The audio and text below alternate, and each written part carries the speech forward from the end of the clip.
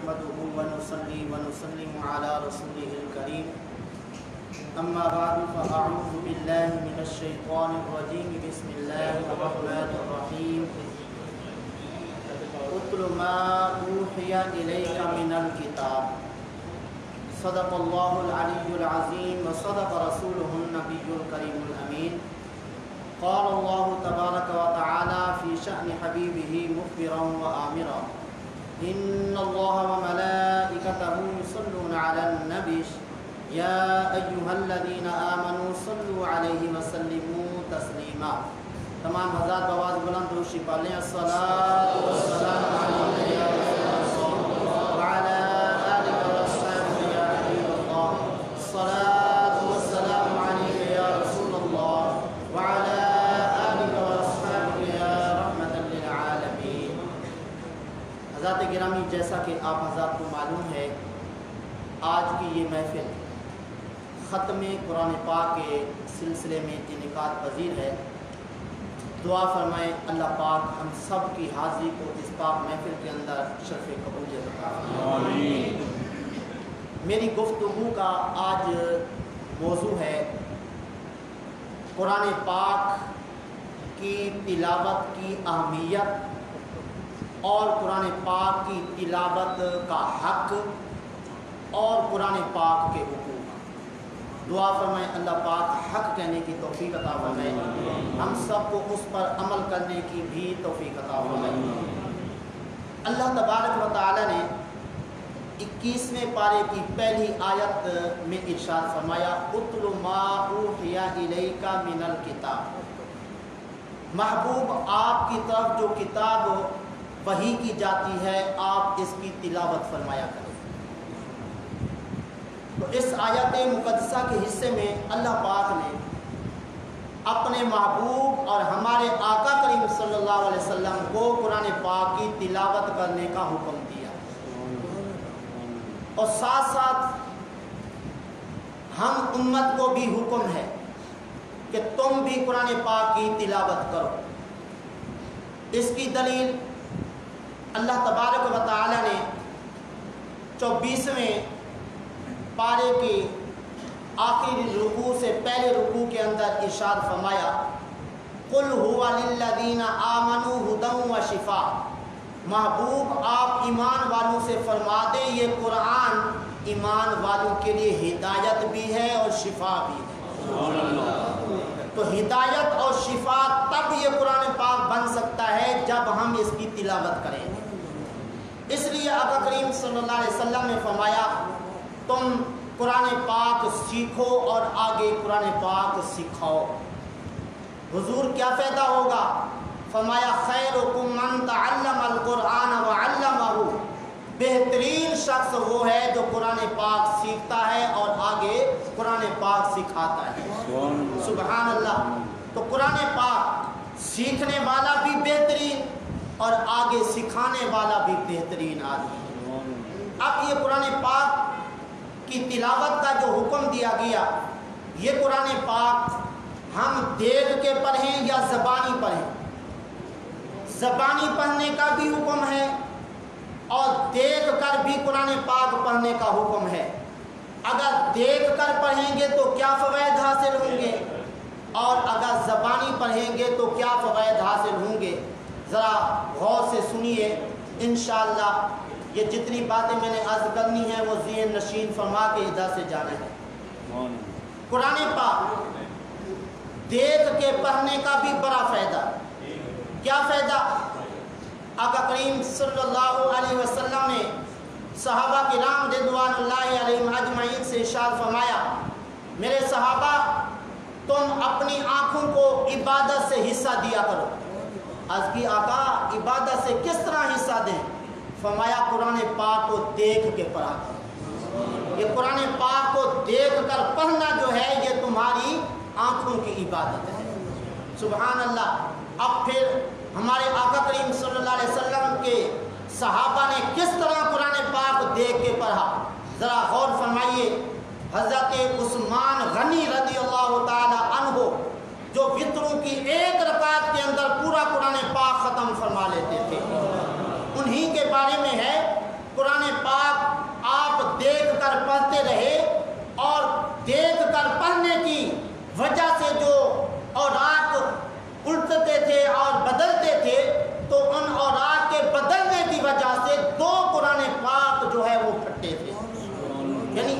زیادہ قرآن پاک دیکھ کے حضرت عثمان رضی اللہ تعالیٰ عنہ نے پڑھا۔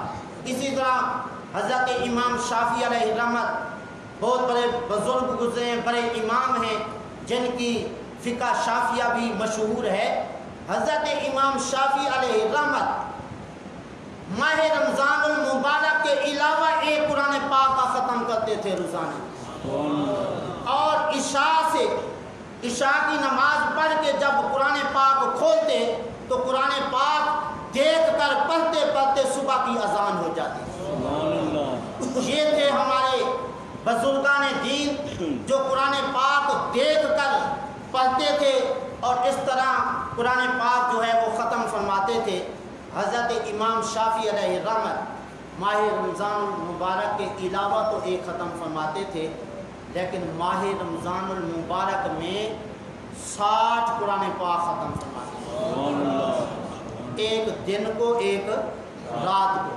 30 دن ہوئے تو ایک رات ایک دن کو 2 ہو گئے، 2 کو 30 سے ضرب دیں کتنے بنتے ہیں؟ 60 ختم۔ اسی طرح حضرت امام اعظم علیہ رحمت ماہ رمضان المبارک میں 61 قرآن پاک ختم فرماتے تھے، ایک تراویح کی نماز میں اور ایک دن کو اور ایک رات کو۔ اس طرح 61 قرآن پاک حضرت امام اعظم علیہ رحمت پڑھتے تھے، اور اس طرح آپ نے 15 سال زندگی اس طرح گزاری کہ قرآن پاک کا ختم روزانہ فرماتے تھے۔ تو بہرحال قرآن پاک کا ختم جو ہے وہ دیکھ کر کرنا، قرآن پاک کو دیکھ کر پڑھنا جو ہے یہ بھی بڑی سعادت کا باعث ہے، کیسے؟ پڑھنے والے کے لیے بھی اور پڑھنے والے کے ماں باپ کے لیے بھی۔ آقا کریم صلی اللہ علیہ وسلم نے فرمایا جس نے اپنے بچے کو قرآن پاک ناظرہ پڑھایا اس کے گناہوں کو بخش دیا جائے گا، اور فرمایا کہ جو اپنے بچے کو قرآن پاک حفظ کرے گا قیامت کے دن جب اٹھے گا اس کا چہرہ 14ویں رات کے چاند کی طرح چمک رہا ہے۔ سبحان اللہ، دیکھیے کتنی برکتیں ہیں۔ تو اس لیے قرآن پاک جو ہے اپنے بچوں کو ضرور پڑھوانا چاہیے۔ ماشاءاللہ میں عرض کرتا رہتا ہوں، ہمارا بڑا شوق ہے، بڑا ذوق ہے کہ سکول کی تعلیم یونیورسٹیوں میں کالجوں میں ہم اپنے بچوں کو پڑھواتے ہیں، اچھی بات ہے، پڑھانا چاہیے، لیکن قرآن پاک سے بھی اپنے بچوں کو دور نہیں رکھنا چاہیے۔ جی یہ صرف آپ کو جذبہ دلانے کے لیے، اور بطور افسوس بھی پہلے بھی میں کئی دفعہ عرض کر چکا ہوں، ایک خاتون آئی کہ جی میرا بچہ بہت زیادہ پڑھا لکھا ہے لیکن بے روزگار ہے، کوئی دعا کر دے۔ میں نے عرض کی کہ آپ ان کو کہیں فلاں سورت پڑھا کریں، کہتے نہیں وہ قرآن پاک نہیں پڑھا ہوا، قرآن پاک نہیں پڑھا ہوا، ویسے بہت پڑھا لکھا ہے۔ بھائی جس کو قرآن پاک نہیں آتا تو دوسری تعلیم کا کیا فائدہ؟ آقا کریم صلی اللہ علیہ وسلم نے فرمایا جس کے دل میں، جس کے پیٹ میں قرآن پاک نہیں ہے وہ ویران ہے، وہ دل ویران ہے۔ اس لیے قرآن پاک کی تعلیم سے بھی ضرور اپنے بچوں کو آراستہ کرنا چاہیے۔ کیا فائدہ ہوگا؟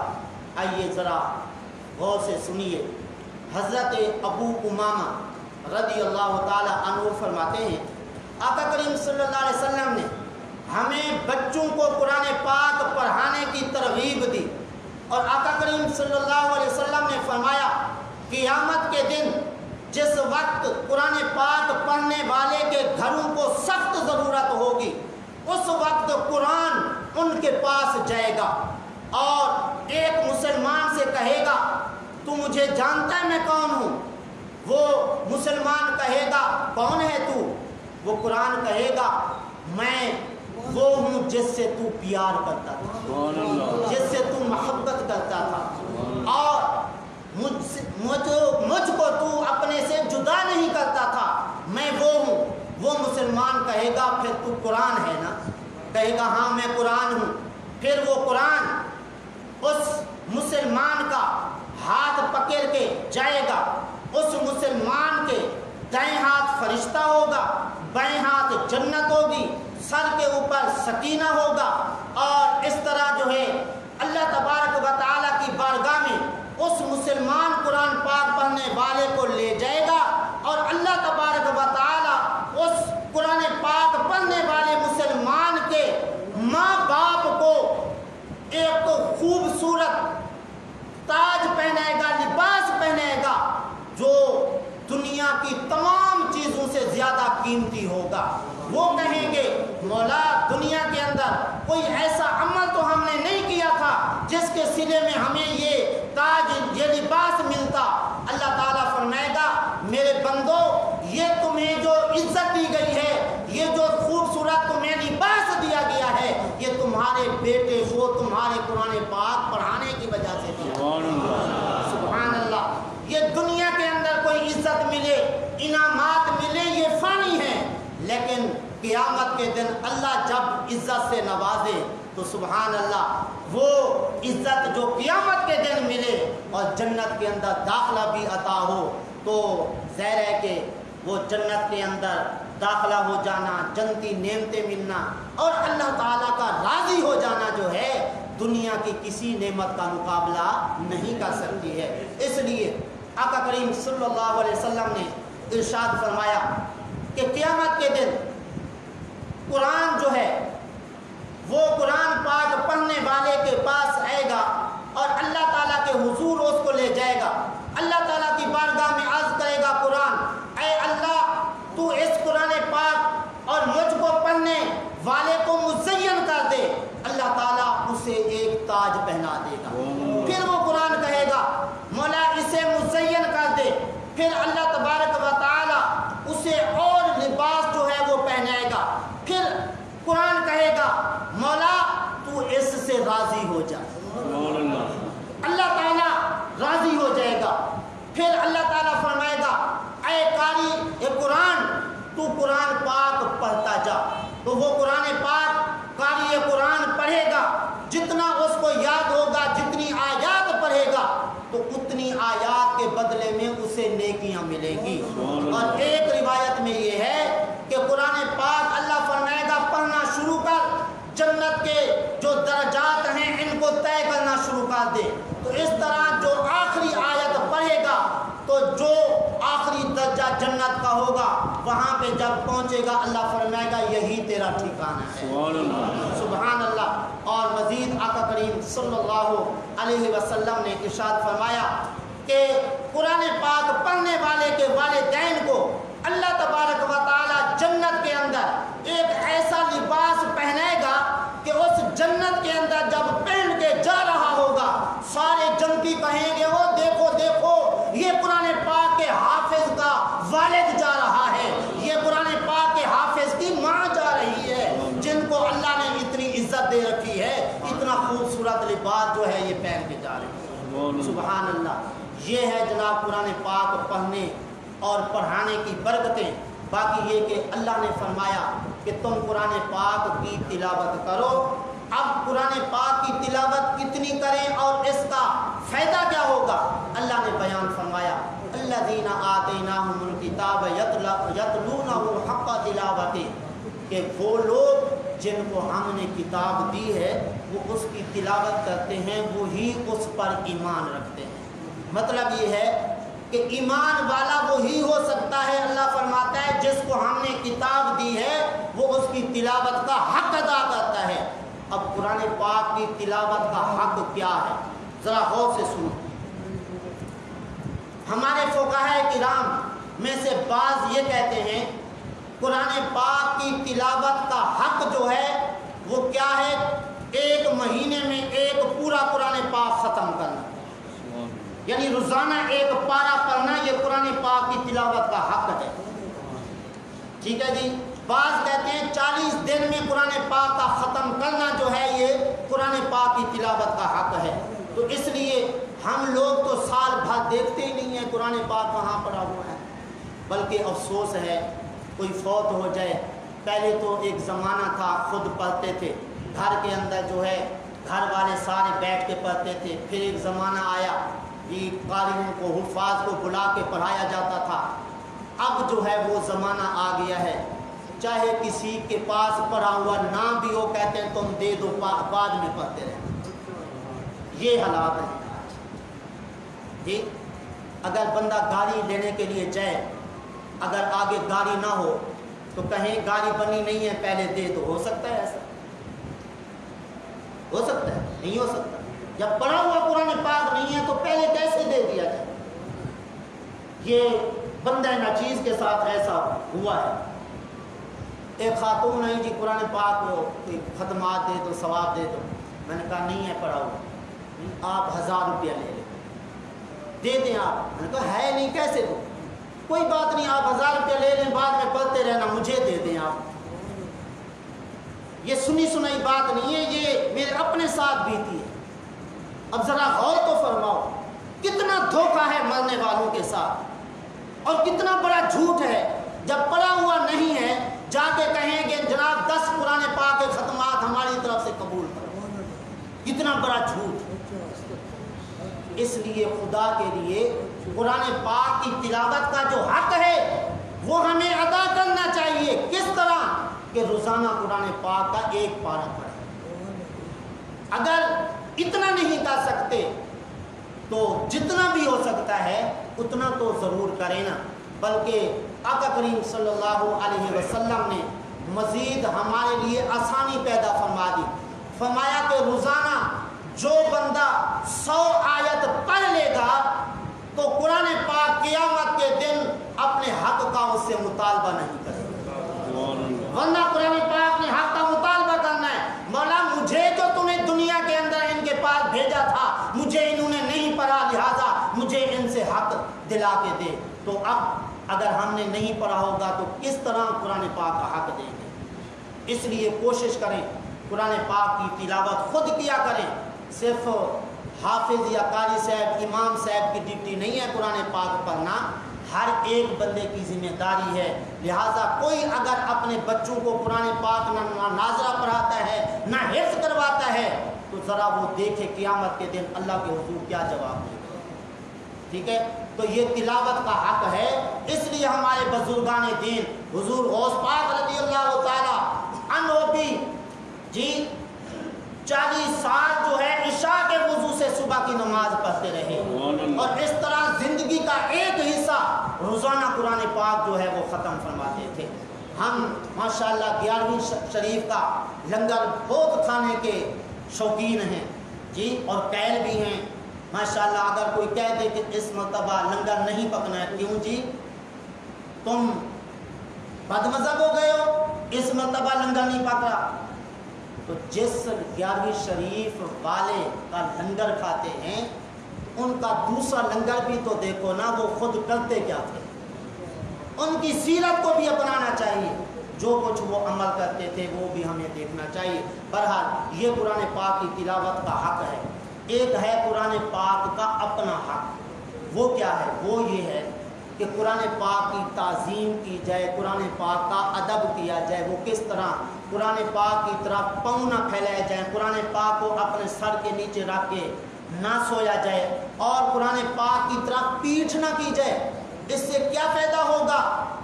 اس قرآن پاک کا حق ادا کرنے, قرآن پاک کی تعظیم ادب کرنے کی وجہ سے بخشش ہو جائے گی. ایک بادشاہ گزرا ہے, بالکل ہر بندہ واقف ہے ان کی شخصیت, حضرت قبلہ محمود غزنوی بادشاہ. ایک دن کہیں مہمان ہوئے, جس کمرے میں آپ کو سلانے کا کہا گیا, سونے کا کہا گیا, اس کمرے کے اندر دیکھا قرآن پاک موجود ہے. فرمایا میں کدھر سو جاؤں, ادھر اللہ کا کلام, یہ تو بے ادبی ہو جائے. پھر خیال آیا چلو ادھر سے قرآن پاک اٹھوا دیتے ہیں. پھر خیال آیا کہ اپنی ذات کے لیے قرآن پاک ادھر سے اٹھوائے گا, نہ جانے کہاں پہ وہ رکھیں گے جا کے. تو ادب کے لیے کہا کہ مجھے کہیں اور سلا دے. تو میزبان نے کسی اور جگہ ان کے سونے کا انتظام کیا. جب انتقال ہوا کسی اللہ والے نے دیکھا, پوچھا ہاں جی کیا بیتی؟ تو کہا مجھے میرے رب نے بخش دیا. یہ سبب کیا بنا؟ سبب یہ بنا کہ ایک دن قرآن پاک کا ادب کیا تھا, اس ادب کی وجہ سے میرے رب نے مجھے بخش دیا ہے. اس لیے कोशिश करें कि कुरान पाक का अदब करें। बाज़ औक़ात पाँव की तरफ कुरान पाक पढ़ा होता है या पीठ की तरफ कुरान पाक पढ़ा होता है, तवज्जो नहीं करते, तवज्जो करनी चाहिए। और एक अहम मसला ये भी कि एक बंदा सो रहा है लेकिन कुरान पाक ज़रा ऊंचा है, पाँव से ऊंचा है, तो क्या पाँव की तरफ वो जो ऊंचा कुरान पाक पढ़ा हुआ है क्या ये भी बेअदबी होगी? नहीं। अगर पाँव से काफ़ी ऊंचा कुरान पाक पढ़ा हुआ है वो बेअदबी में शुमार नहीं होगा। अगर पाँव के बराबर कुरान पाक रखा हुआ है तो वो बेअदबी होगी। और साथ ये भी मैं अर्ज़ करता चलूँ, हम लोग खाना खाते हैं ना, तो अगर चारपाई के ऊपर बैठेंगे या बेड के ऊपर बैठेंगे तो सर की तरफ, यानी जैसे सोते हैं सर की तरफ बैठ के हम खाना जो है वो पाँव की तरफ रखते हैं, ये भी बेअदबी है। खुद पाँव की तरफ बैठे, खाना जो है वो सर की तरफ, और खाना जो है वो भी पाँव के बराबर भी रखना बेअदबी है। इसलिए हमारे तो हाँ घर के अंदर टुकड़े जो है वो पाँव के अंदर ढूंढे जाते हैं। हज़रत आयशा सिद्दीक़ा रज़ियल्लाहु अन्हा की मौजूदगी में आका करीम सल्लल्लाहु अलैहि वसल्लम ने रोटी का टुकड़ा घर से उठाया, फरमाया ऐ आयशा इसको साफ करके रखो, जो इसकी बेअदबी करता है और अदब नहीं करता उससे ये रोज़ी चली जाती है। इसलिए रोज़गार जो है तब बरकत वाला होगा जब रिज़्क़ की हम जो है वो इज़्ज़त करेंगे, अदब करेंगे। बहरहाल ये तो था ताज़ीम करना कुरान पाक का हक़। एक है कुरान पाक से मोहब्बत करना, कुरान पाक से मोहब्बत करना ये भी कुरान पाक का हक़ है। तीसरा कुरान पाक की तिलावत करना जो है ये भी कुरान पाक का हक़ है। इसी तरह कुरान पाक पर अमल करना जो है ये भी कुरान पाक का हक़ है। इसलिए चंद बातें थीं जो आपके होश गुजार कर दी, और आखिर में मैं यही आप हज़रात से गुजारिश करूँगा, पहले भी अर्ज़ करता रहता हूँ कि जितने भी माशाल्लाह आपके साहिबजादे साहिबजादियाँ हैं, पहले तो कोशिश करें सबको कुरान पाक हिफ्ज़ करवाएं। अगर नहीं हो सकता कम से कम एक हाफिज़ तो ज़रूर होना चाहिए। ठीक, तो जो क़यामत के दिन काम आ जाए। आका करीम सल्लल्लाहु अलैहि वसल्लम ने फरमाया जिस बच्चे ने कुरान पाक हिफ्ज़ किया, उस पर अमल किया, वो बच्चा अपने घर वालों में से ऐसे 10 आदमियों की शफाअत करके जन्नत में ले जाएगा जिन पर जहन्नम वाजिब हो चुकी हो। अगर घर के अंदर एक भी हाफिज हो जाए तो सुभान अल्लाह कितनी बरकत होगी घर के अंदर भी, और क़यामत के दिन भी कितने फ़वाइद हासिल होंगे। दुआ है अल्लाह ताला की बारगाह में जो कुछ कहा अमल तौफीक अता फरमाए। वाह